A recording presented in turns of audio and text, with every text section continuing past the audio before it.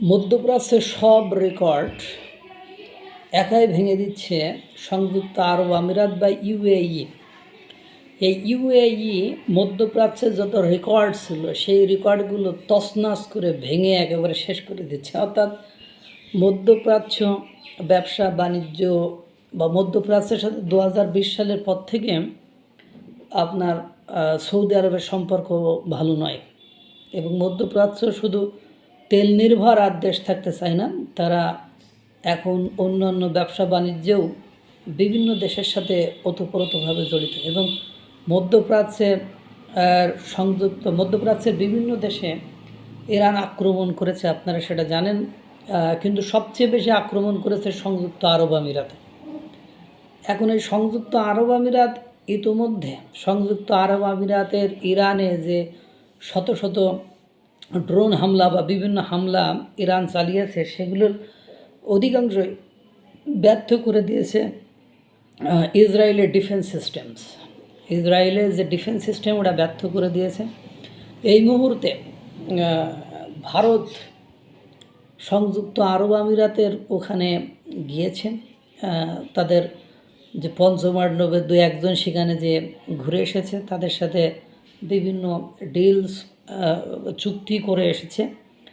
পাশাপাশি আপনার ইসরায়েলের সাথে আপনার যেহেতু ইসরায়েলের প্রতিরক্ষা ব্যবস্থাই সংযুক্ত আরব আমিরাতকে ইরানের হাত থেকে অনেকটাই রক্ষা করেছে, এখন সংযুক্ত আরব আমিরাত আর ওই ওপেক যে তেলের যে মধ্যপ্রাচ্যের যে তেল উৎপাদনকারী দেশগুলোর যে সংস্থা ওপেক, সেটা থেকে বেরিয়ে এসেছে। তারা আমেরিকার সাথে তাদের সম্পর্ক অত্যন্ত ঘনিষ্ঠ, তারা সম্পর্ক ভালো রেখেছে।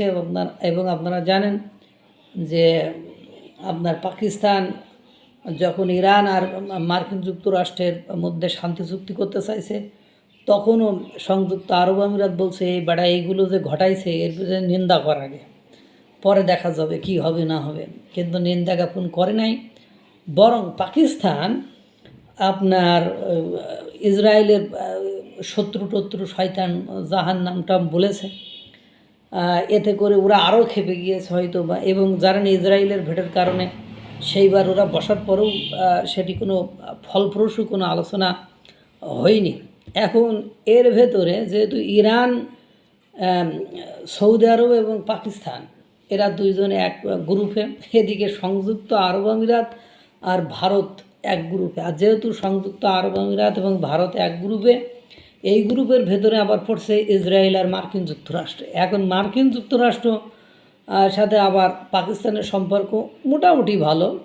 এখন ওরা তো মার্কিন যুক্তরাষ্ট্রের সম্পর্ক যার সাথে বেশি ভালো থাকে তার কপালে শনির দশা থাকে, এটা অনেকেই জানেন।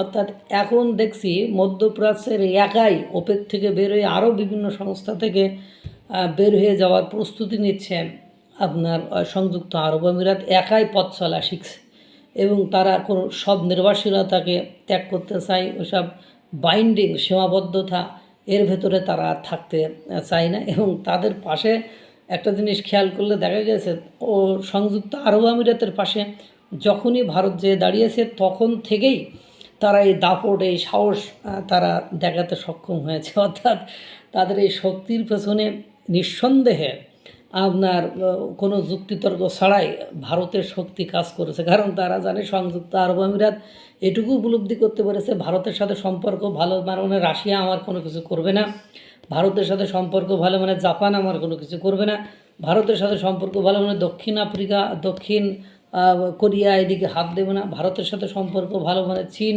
চোখ তুলে তাকাবে না, ভারতের সাথে সম্পর্ক ভালো মানে আমার ইসরায়েলের সাথে ভালো সম্পর্ক ভালো, আর এদের সাথে সম্পর্ক ভালো মানে আমার মার্কিন যুক্তরাষ্ট্রের সাথে সম্পর্ক ভালো, আর আমার সেভ করার দায়িত্ব ওরা নিবে। হয়তো এই ওপেক ভাঙার মধ্য দিয়ে তারা একটা খেলা খেলতে চাচ্ছে। এবং যেহেতু সংযুক্ত আরব আমিরাত ভারতকে নিয়ে, ভারত সংযুক্ত আরব আমিরাতকে নিয়ে, ইসরায়েলকে নিয়ে একত্রিত হয়েছে, আর বিভিন্ন গ্রুপ থেকে সংযুক্ত আরব আমিরাত বের হয়ে যাচ্ছে।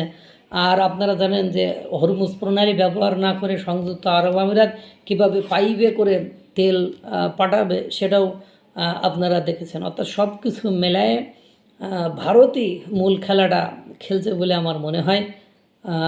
আল্লাহ তাআলা সকলকে ভালো রাখুক, সুস্থ রাখুক। আসসালামু আলাইকুম ওয়া রাহমাতুল্লাহ।